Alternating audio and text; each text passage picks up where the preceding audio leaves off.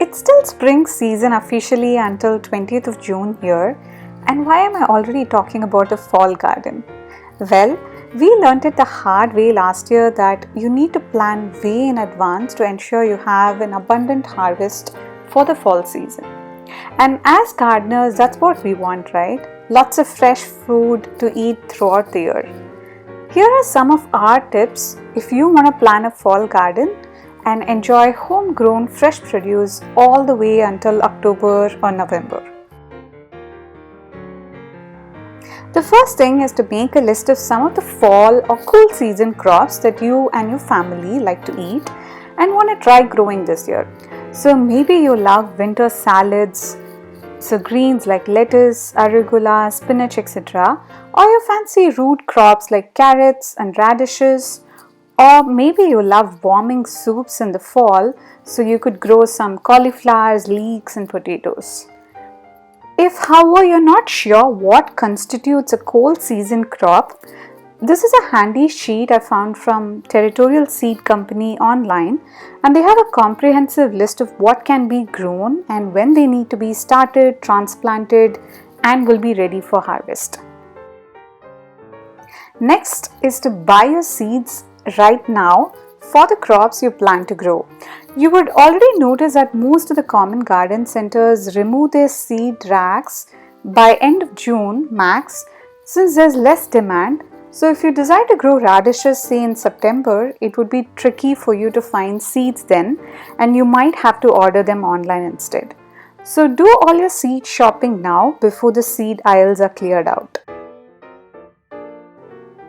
Depending upon the growing space you have available, make a rough plan of how you would like to transition your space from a summer to a fall garden.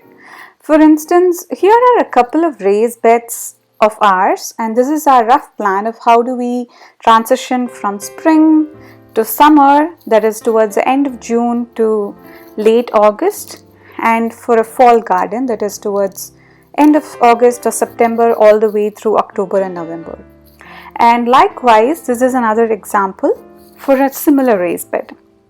As you can see, the idea is how to keep them producing some edible crops all the way from mid-spring to early winter. And if you have pots, remember that you can apply the similar principles just on a smaller scale.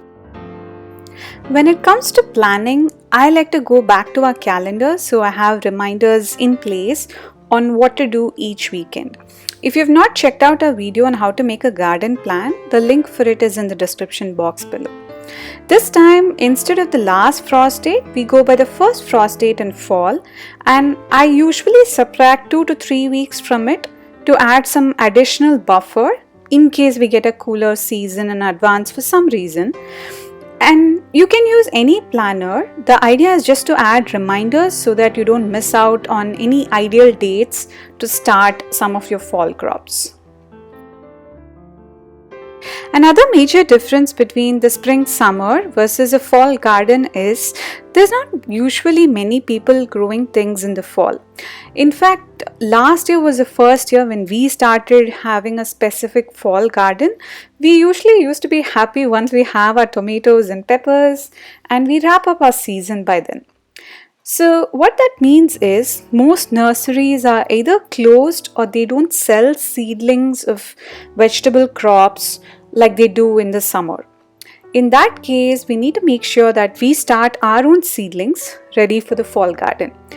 So here are some of the brassicas, alliums, salad crops and herbs to start indoors, and we are starting them right now based on this calendar so that they would be ready to be transplanted out by late summer.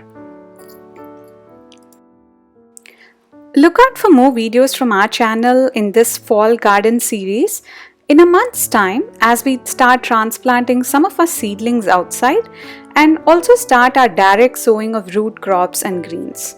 As of now, you just want to make a list of the crops you like to grow, gather seeds, and start seedlings indoors for any crops which need the initial growing time in a sheltered location. Remember, the goal is all of us try to eat seasonal and local produce as much as we can, which means either growing our own or supporting local farmers instead of the big supermarkets.